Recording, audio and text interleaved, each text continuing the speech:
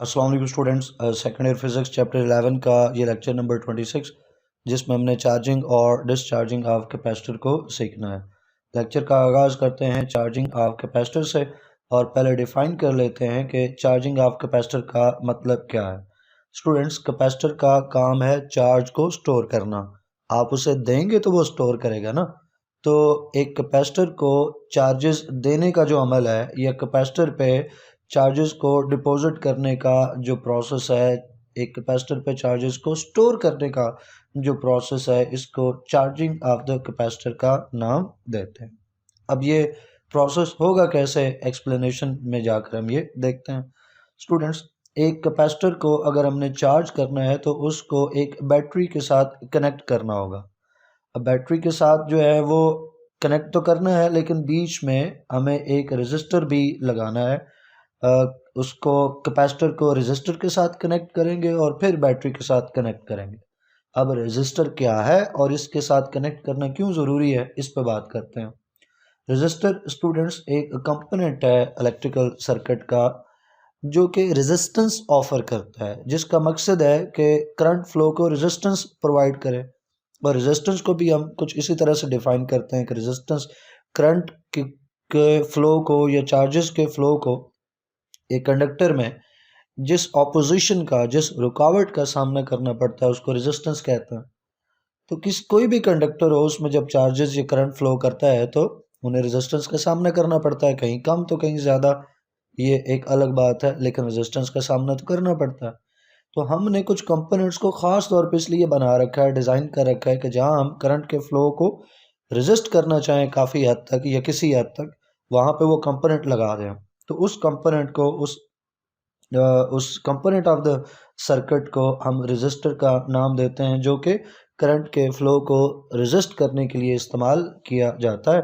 Different जो resistors होते हैं उनकी डिफरेंट रेजिस्टेंस होती है और उसमें मल्टीपर्पज़ ये इस्तेमाल होते हैं। कुछ आपने इनको 10th फिज़िक्स में सीख रखा है, कुछ इससे अगले चैप्टर के अंदर आप इनको सीखोगे। स्टूडेंट्स, तो रेजिस्टर के साथ इसको लगाना क्यों ज़रूरी है, कैपेसिटर को डायरेक्ट बैटरी के साथ क्यों नहीं लगा रहे?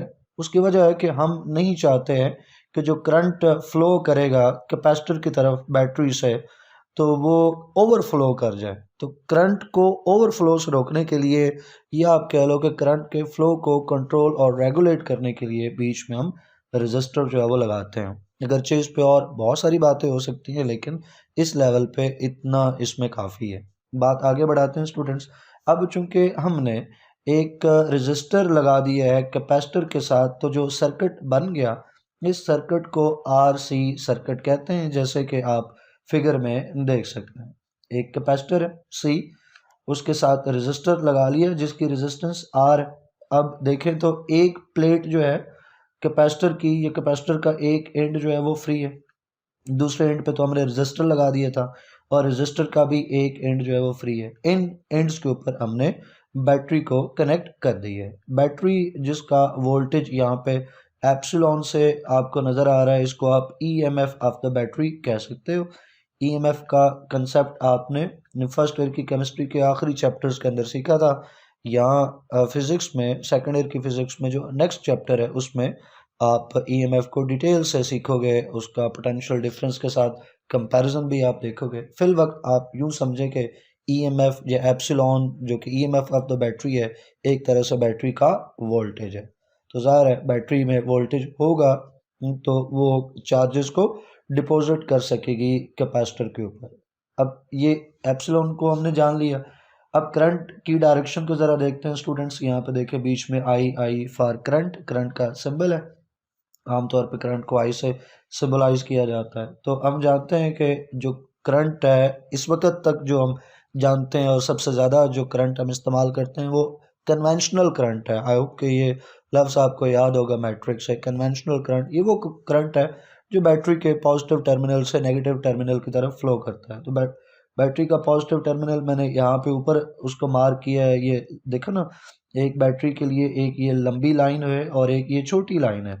तो जो लंबी या बड़ी लाइन होती है वो हायर पोटेंशियल को शो करती है, यानी पॉजिटिव, और जो छोटी लाइन होती है वो लोअर पोटेंशियल को शो करती है। यानी नेगेटिव पोटेंशियल को शो करती है। तो पॉजिटिव से नेगेटिव इसने फ्लो करना है तो यूँ घूमता हुआ आएगा, तो ये तो वही डायरेक्शन बन गई जो घड़ी की सुइयों की डायरेक्शन होती है, यानी क्लॉकवाइज डायरेक्शन। ये जो सामने फिगर है, ये जो हमारे सामने सर्किट है, इसके अंदर अगर करंट की डायरेक्शन को देखें तो करंट इसमें क्लॉकवाइज जो है वो फ्लो करेगा। ये सारी चीज़ें हमने जान ली।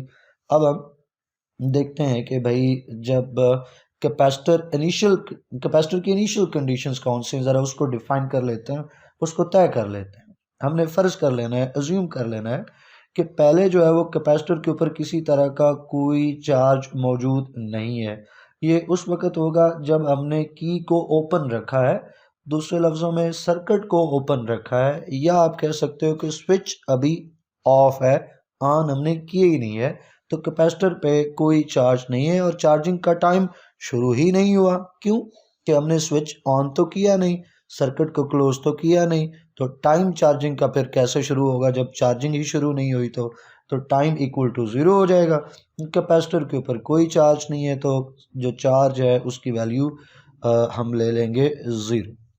अब इसके बाद हमने इस की को कर देना है क्लोज। की को क्लोज करने का मतलब है स्विच ऑन कर देना। जैसे ही स्विच ऑन करेंगे तो बैटरी जो है कैपेसिटर के ऊपर चार्जेस को डिपॉजिट करना, स्टोर करना शुरू कर देगी।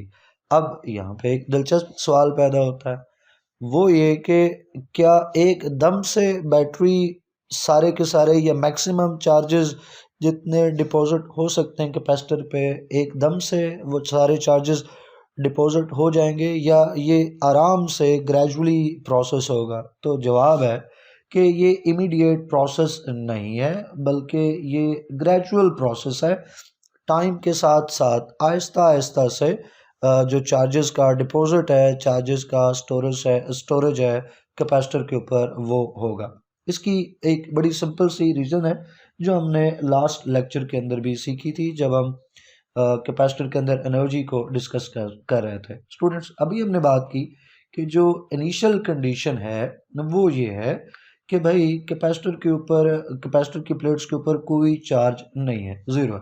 स्विच ऑन किया, बैटरी ने चार्जेस डिपॉजिट करना शुरू किए। पहला चार्ज जो है वो डिपॉजिट हुआ, एक तरफ प्लस एक तरफ माइनस। अब ये जो पहले चार्जेस डिपॉजिट हुए, इनको किसी तरह के रेजिस्टेंस का सामना करना पड़ा है? नहीं, क्योंकि पहले कोई चार्ज था ही नहीं इनको रेजिस्ट करने के लिए। अब जब अगला पॉजिटिव आएगा तो उसको पहले से मौजूद पॉजिटिव से रिपलियन का सामना करना पड़ेगा। फिर जो नेगेटिव है उसको पहले से मौजूद नेगेटिव से रेजिस्टेंस का सामना करना पड़ेगा। अब सोचो उस थर्ड चार्ज के मुताल्लिक, थर्ड यूनिट चार्ज पॉजिटिव जो यहाँ पे आएगा, उसको दूसरे से भी ज़्यादा रेजिस्टेंस का सामना करना पड़ेगा, क्योंकि अब ये दोनों मिलकर उस तीसरे को रेजिस्ट करेंगे। इसी तरह नेगेटिव में ये दोनों मिलकर तीसरे नेगेटिव को रेजिस्ट करेंगे। फिर अगर चौथे की बात की जाए तो उस बेचारे के लिए और बड़ा मसला है कि उस पॉजिटिव को पहले से मौजूद तीनों पॉजिटिव मिलकर रेजिस्ट करेंगे, यानी उसको पहले वालों के मुकाबले में ज़्यादा रेजिस्टेंस का सामना करना पड़ेगा। इसी तरह नेगेटिव में भी देख सकते हो कि पहले जितने नेगेटिव डिपॉजिट हो चुके हैं वो सारे कलेक्टिवली आने वाले नेगेटिव को रिपल कर रहे हैं, रेजिस्ट कर रहे हैं। तो इससे नतीजा क्या निकला? इससे नतीजा ये निकला कि शुरू में तो चार्जेस का डिपॉजिट जो है वो रिलेटिवली आसान है। इतनी रेजिस्टेंस जो है चार्जेस के डिपॉजिट को इनिशियली सामना रेजिस्टेंस का नहीं करना पड़ता बहुत ज़्यादा, लेकिन टाइम के साथ साथ जैसे जैसे चार्जेस जमा होते जाते हैं तो बाद में आने वाले चार्जेस को ज़्यादा से ज़्यादा रेजिस्टेंस का सामना करना पड़ता है। तो बिल्कुल आखिर में जो बेचारे चार्जेस जमा होते हैं उनके मतलब सोचें उन्हें किस हद तक रेजिस्टेंस का सामना करना पड़ेगा, तो उनका जो डिपॉजिट है वो काफ़ी हद तक स्लो हो जाएगा। इसका मतलब हुआ कि इनिशियली ये जो प्रोसेस है चार्जिंग का ये फास्ट है, और आहिस्ता आहिस्ता ये स्लो से स्लो होता जाता है, क्योंकि रेजिस्टेंस जो है वो चार्जेस को जिस रेजिस्टेंस का सामना करना पड़ता है चार्जेस को, वो रेजिस्टेंस बढ़ती जाती है। अब यहाँ पे हमने एक और बात लेनी है, वो बात ये है स्टूडेंट्स कि हमें कैसे पता चलेगा कि अब एक कैपेसिटर जो है वो फुली चार्ज हो गया और हमें जो स्विच है वो ऑन से ऑफ कर देना चाहिए। इसके लिए कोई निशानी तो होनी चाहिए ना, कोई साइन तो होना चाहिए। वो साइन क्या है, मैं आपको सर्किट की तरफ ले जाकर तो उस चीज़ को एक्सप्लेन करता हूँ। सर्किट में यहाँ पे जो करंट के लिए पहले लाइन लगा रखी है मैं वो इरेज कर देता हूँ ताकि आप बेहतर तौर पे चीज़ों को विजुलाइज कर सकें स्टूडेंट्स। तो करंट के ऊपर हम बात करते हैं। करंट है वो साइन, करंट है वो निशानी जिसको मॉनिटर किया जाएगा और जिसको मॉनिटर करके ये पता लगाया जाएगा या ये फैसला कर लिया जाएगा कि अब कैपेसिटर जो है वो जितना चार्ज हो जाना चाहिए था उतना हो गया। अब कैसे पता चलेगा, करंट कैसे ये चीज़ जो है वो इंडिकेट करेगा, शो करेगा? वो ऐसे कुछ है कि स्टूडेंट्स जब यहाँ पे रेजिस्टेंस डेवलप हो रही है कैपेसिटर के अंदर, तो कैपेसिटर सर्किट का हिस्सा ही तो है ना, आरसी सर्किट है, रेजिस्टर भी है उसमें, कैपेसिटर भी है, बैटरी की अपनी रेजिस्टेंस भी होती है। तो पूरे सर्किट की रेजिस्टेंस में बैटरी की रेजिस्टेंस है, अगरचे वो कम है, आमतौर पे इग्नोर कर देते हैं, लेकिन अगर उसको भी शामिल कर लें तो फिर बैटरी की रेजिस्टेंस, रेजिस्टर की रेजिस्टेंस, कैपेसिटर की रेजिस्टेंस जो टाइम के साथ बढ़ती जा रही है, तो काफ़ी ज़्यादा रेजिस्टेंस जो है वो बढ़ती जा रही है टाइम के साथ साथ, सर्किट की रेजिस्टेंस बढ़ रही है।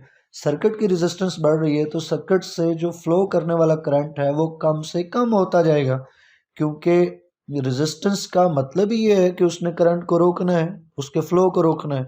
तो रेजिस्टेंस जितनी ज़्यादा होती जाएगी करंट का फ्लो उतना कम होता जाएगा, उतना करंट के फ्लो में ड्रॉप आता जाएगा। और इसको हम मॉनिटर कर सकते हैं साथ डिवाइस लगा के, लाइक गैल्वेनोमीटर है तो उससे हम इसको ले सकते हैं, और डिजिटल इंस्ट्रूमेंट्स हैं उससे हम मॉनिटर कर सकते हैं।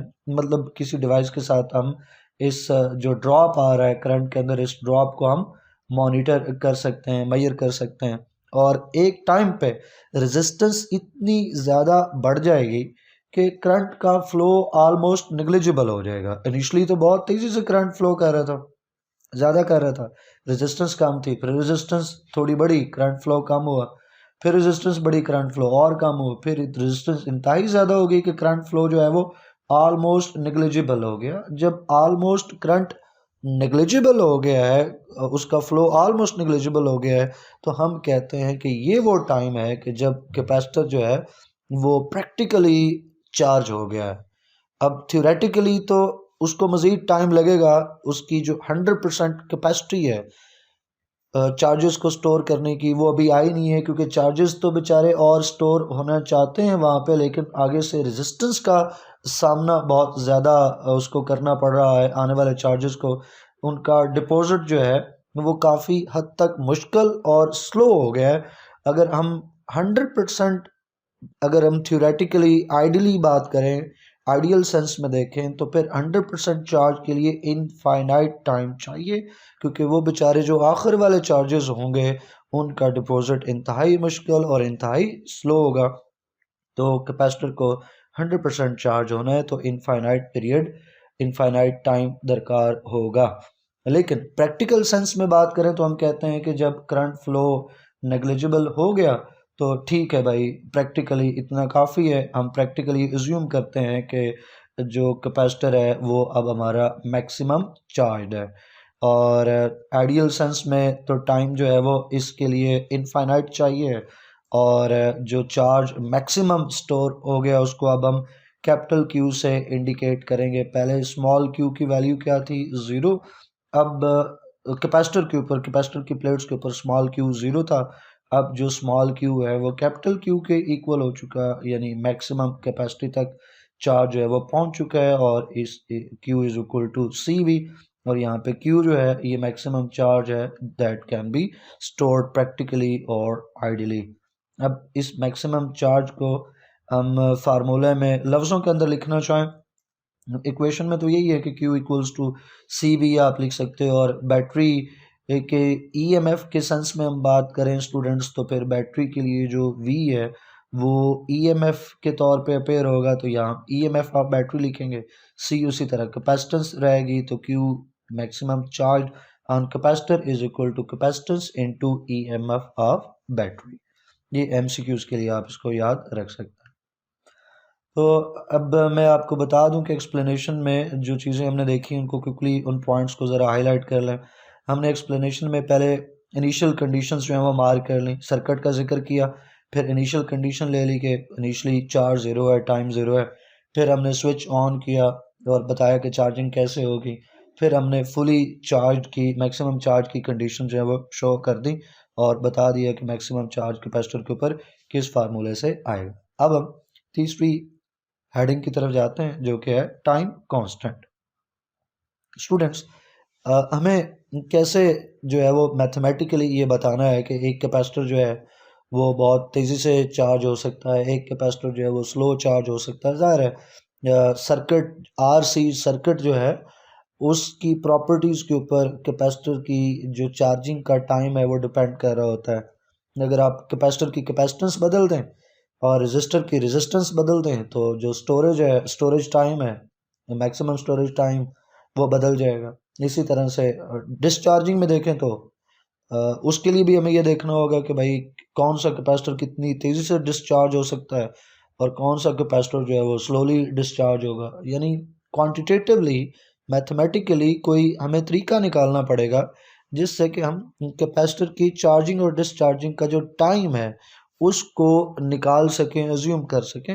आपने अपने मोबाइल फ़ोन की बैटरीज के मतलब देखा होगा, अक्सर वो आ जाता है कि अब इतने परसेंट चार्ज हो गई है और ऊपर लिखा होता है कि 100% होने के लिए तकरीबन इतने परसेंट इतना टाइम बाकी है, आगे लिखा हुआ आ जाता है सामने।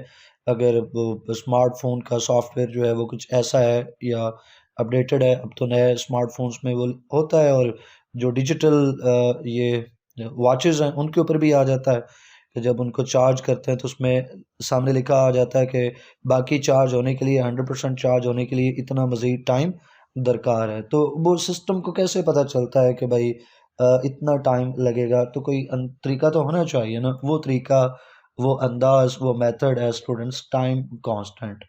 तो कितना तेज़ी से या कितना स्लोली एक कैपेसिटर चार्ज या डिस्चार्ज हो सकता है ये डिपेंड करता है स्टूडेंट्स प्रोडक्ट ऑफ रेजिस्टेंस जो है रेजिस्टर की रेजिस्टेंस आर और कैपेसिटेंस सी, इसके ऊपर जो सर्किट में यूज़ हुई।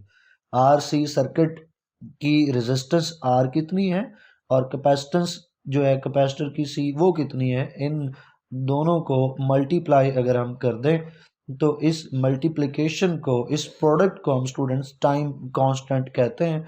ये इक्वल्स टू टी आता है, मैं अभी प्रूफ भी करूंगा आपके लिए कि कैसे इक्वल्स टू टी आता है। इसको टाइम कांस्टेंट कहते हैं और टाइम कांस्टेंट इसको इसलिए कहते हैं कि आर सी की जो प्रोडक्ट है ये इक्वल्स टू टाइम है। आर सी, आर और सी को मल्टीप्लाई किया तो रिजल्ट इज टाइम, अभी प्रूफ भी करेंगे हम। तो जो टाइम कांस्टेंट है वो फिर मल्टीप्लिकेशन है या प्रोडक्ट है आर एंड सी की, resistance of the resistor and capacitance of the capacitor used in RC circuit. अब हम प्रूव कर लेते हैं, जस्टिफाई कर लेते हैं कि वाकई ही जो आर सी है ये इक्वल्स टू टाइम आता है या नहीं आता। इसको एक शॉर्ट क्वेश्चन के तौर पे आप प्रिपेयर कर सकते हैं, और दूसरा ये भी कि इसके लिए फिर आपको कुछ फार्मूलाज याद रखने पड़ेंगे जो कि अगले चैप्टर्स में से एक दो फार्मूलाज हैं, इस चैप्टर में वो यूज़ नहीं हुए। तो हमने प्रूव करना है कि R C equal to time आता है। इसके लिए हम आर सी के जो है ना वो वैल्यूज़ लगाएंगे। आर जो है वो equals to V divided by I है। ये फार्मूला कहाँ से आया? ओम्स लॉ आपने मैट्रिक में एक पढ़ा था, V is equal to I R, वहाँ से ये फार्मूला निकला। आर को अलग किया तो V डिवाइड बाई आई। फिर C, ये तो इसी चैप्टर में हम पढ़ चुके हैं कि Q is equal to C V होता है, तो यहाँ से C को अलग किया जा सकता है तो Q डिवाइड बाई V हो जाएगा। ये पुट कर दे तो आर सी और सामने R की वैल्यू पुट कर दी और C की वैल्यू या फार्मूला पुट कर दिया, तो V क्रॉस में कैंसिल हो जाएंगे। रिजल्ट क्या आया? Q divide by I. अब आपने Q की वैल्यू पुट करनी है। Q कहाँ से आएगा? करंट की डेफिनेशन से। ये भी मैट्रिक में पढ़ के आए हो, अगले चैप्टर में भी पढ़ोगे कि जो करंट है वो है जी rate of flow of charges, यानी Q डिवाइड बाई T, ये करंट का फार्मूला है। तो I जो Q है वो हमने पुट करना है, तो उसके लिए हम क्या करेंगे स्टूडेंट्स के Q को एक तरफ करेंगे तो T को मल्टीप्लाई करना होगा, तो Q equals to I T हो गया। तो Q equals to I T आप पुट कर दो ऊपर, तो अब आई के साथ हो गया स्टूडेंट्स कैंसिल और T पीछे बच गया। तो इसका मतलब है कि R C is equal to time. ये जस्टिफिकेशन, ये प्रूफ आपसे शॉर्ट क्वेश्चन में पूछा जा सकता है। आप इस काबिल हों कि आप इसको सॉल्व कर सकें। बस 2-3 फार्मूलाज ही हैं जो आप स्क्रीन पे देख रहे हैं। फार्मूलाज ये याद रहे तो आप आसानी से इसको निकाल सकते हैं। अब आते हैं हम वापस अपने लेक्चर की तरफ और बात आगे बढ़ाते हैं स्टूडेंट्स, और अब लफ्ज़ों के अंदर ज़रा डिफ़ाइन करते हैं टेक्निकल अंदाज से कि जो आर सी को हमने टाइम कांस्टेंट तो कहा, लेकिन अगर प्रॉपर इसको डिफाइन करें तो ये क्या टाइम है स्टूडेंट्स। इस आर सी को या टाइम कांस्टेंट को कुछ इस तरह से डिफाइन किया जाता है कि ये ड्यूरेशन ऑफ टाइम है। ये वो टाइम की ड्यूरेशन है, ये वो टाइम है जो एक कैपेसिटर के ऊपर 63%, ये 100 मतलब ये एक आप कह लो कि राउंड ऑफ नंबर किया हुआ है। एक आगे आप देखोगे 63 के साथ 2 भी आएगा, लेकिन 63 चलेगा। तो 63% कैपेसिटर को चार्ज करने के लिए जो टोटल कैपेसिटर के ऊपर जो कैपेसिटी है ना, एक कैपेसिटर की मैक्सिमम कैपेसिटी तो होती है चार्ज को स्टोर करने की, तो मैक्सिमम चार्ज जो डिपॉजिट हो सकता है, स्टोर हो सकता है, उसका 63% जो है डिपॉजिट करने में जो टाइम रिक्वायर्ड है उसको हम आर सी का नाम देते हैं, टाइम कांस्टेंट का नाम देते हैं। दोबारा से कि भाई एक कैपेसिटर है, उसके ऊपर चार्ज को स्टोर करना है, तो 63% टोटल का जितना उस पर स्टोर हो सकता है उसका 63% डिपॉजिट करने में जितना टाइम लगता है, that is known as time constant. अब यहाँ पे सवाल पैदा होता है कि 63% ही हमने क्यों लिया, 50% पे क्यों नहीं कहा, 100% पे क्यों नहीं कहा, किसी और वैल्यू पे क्यों नहीं कहा, 63% पे हमने क्यों निकाला। इसके लिए हमें जाकर एक इक्वेशन को समझना होगा। ये इक्वेशन आपके सिलेबस में स्टूडेंट्स शामिल नहीं है, ना ही आपको इसे याद करने की ज़रूरत है, लेकिन अगर कर लेते हैं तो ये बहुत अच्छी बात होगी। और जो मैं अभी ये पॉइंट साबित करना चाह रहा हूँ आपके लिए, प्रूफ करना चाह रहा हूँ कि प्रूफ देना चाह रहा हूँ आपको कि वाकई ही जो टाइम कांस्टेंट है वो 63% चार्ज डिपॉजिट करने के लिए है। तो इसको हमने इसकी डेरिवेशन तो एक देखनी है, लेकिन ये आपके कंसेप्ट्स के लिए है, समझाने के लिए है। इसको अगर आप अपने आंसर में इंक्लूड नहीं भी करते तो भी चलेगा। ये इक्वेशन, इसको equation of charging of capacitor कहते हैं। ये कहाँ से इक्वेशन आती है, ज़ाहिर है ये एक तरीके से डिराइव की जाती है, और इसकी डेरिवेशन आपके सिलेबस में नहीं है, ना इक्वेशन बुक पे कहीं लिखी है। ये बीएस के जो स्टूडेंट्स हैं उनको पढ़ाई जाती है, उनको डेरिवेशन भी सिखाई जाती है। ये इक्वेशन अगर आप याद रख लेते हैं तो स्टूडेंट्स इसमें डेफिनेटली आपके कंसेप्ट जो हैं वो फर्दर बेहतर हो जाएंगे। तो इसमें जो स्मॉल क्यू है वो चार्ज है जो कैपेसिटर के ऊपर डिपॉजिट हो गया, जो क्यू नॉट है वो मैक्सिमम चार्ज है जो हो सकता है, और जो टी है न्यूमरेटर में पावर ई है, ई और ई की एक ई की पावर है, एक्सपोनेंट है, और उस एक्सपोनेंट में टी फिर न्यूमरेटर है, और टी यहाँ पे टाइम है जो चार्ज क्यू को डिपॉजिट करने में लग गया। आर सी जो है ये टाइम कांस्टेंट है, एक कांस्टेंट है जिसको टाइम कांस्टेंट कहते हैं, अभी हमने देखा। ई जो है ये भी एक कांस्टेंट है, एक्सपोनेंशियल कांस्टेंट है, इसकी वैल्यू 2.718 होती है। इसको मैथ में आप मैट्रिक के अंदर भी इस ई की वैल्यू को देखा है, सीखा है। और आर सी जो है वो क्या था स्टूडेंट्स, यहाँ पे टाइम कांस्टेंट था। टाइम ही है एक तरह से, टाइम कांस्टेंट तो टाइम ही हुआ ना, और ऊपर जो स्मॉल टी है, ये स्मॉल टी भी क्या है स्टूडेंट्स, टाइम है जो चार्ज क्यू को डिपॉजिट करने में लगा। अब हम फर्ज करते हैं कि चार्ज क्यू को डिपॉजिट करने के लिए ये जो टाइम टी लग रहा है ये आर सी के इक्वल है। ये आर सी के इक्वल है, मतलब क्या हो गया कि ये जितना टाइम लगा इस क्यू को डिपॉजिट करने में ये टाइम कांस्टेंट के इक्वल है, आर सी के इक्वल है। और देखते हैं कि अगर हम ये सपोज करें कि टाइम जो लगा क्यू को डिपॉजिट करने के लिए वो आर सी के इक्वल है, तो 63% आंसर आता है या नहीं आता। तो वही चार्जिंग वाली इक्वेशन ले ली स्टूडेंट्स। अब उसमें जहाँ ऊपर टी लिखा था वहाँ हमने कहा कि टी जो है वो आर सी के इक्वल है, तो आर सी और ऊपर और नीचे कैंसिल हो गया तो -1 बच गया।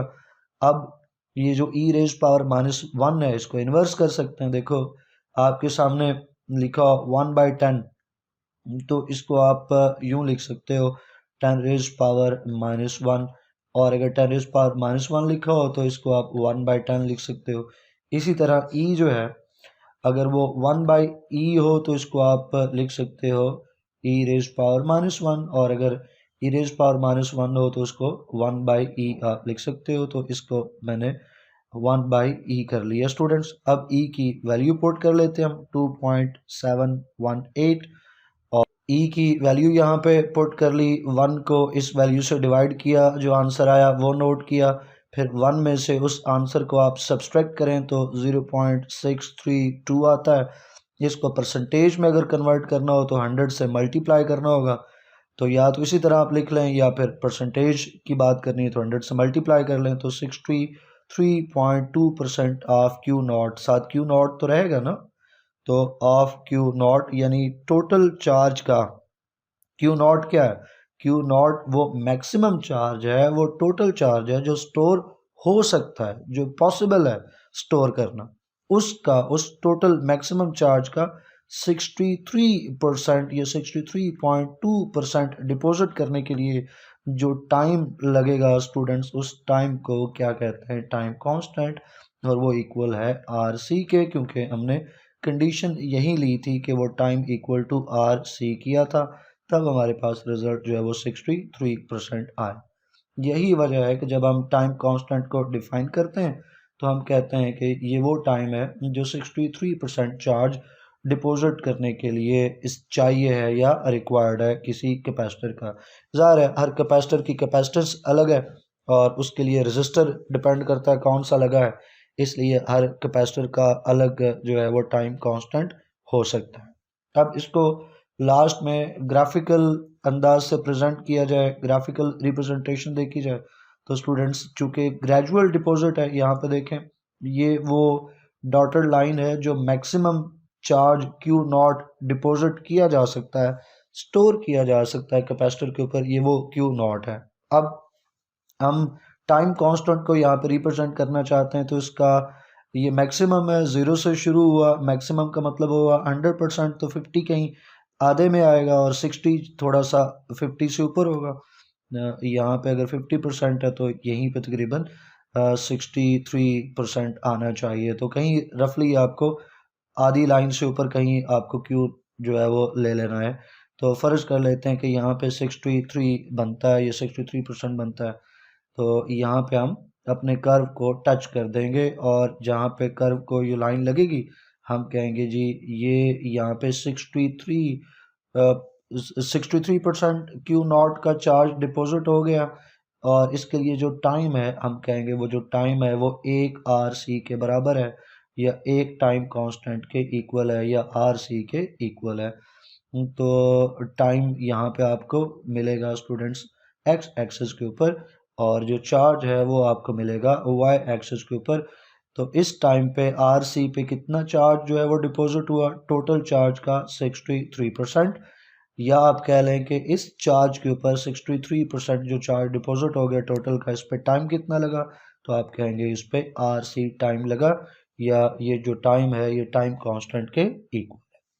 और फिर जो कर्व है या जो ग्राफ है वो एक ग्रेजुअल, आप देखो तो कर्व आ रहा है शुरू में बड़ी तेज़ी से, ये बढ़ रहा है, ग्राफ ऊपर जा रहा है, लेकिन आहिस्ता आहिस्ता देखो तो उसकी जो उस ऊपर ग्रोथ थी कर्व की वो कम से कम होती गई है। पहले वो बड़ी तेज़ी से ऊपर गया, लेकिन फिर टाइम गुजर रहा है लेकिन वो उतना तेज़ी से ऊपर जा नहीं रहा, आहिस्ता आहिस्ता से वो ऊपर जा रहा है। इसका मतलब है यहाँ से आगे चार्जिंग जो है वो काफ़ी हद तक स्लो हो गई, क्योंकि रेजिस्टेंस बहुत ज़्यादा बढ़ चुकी है।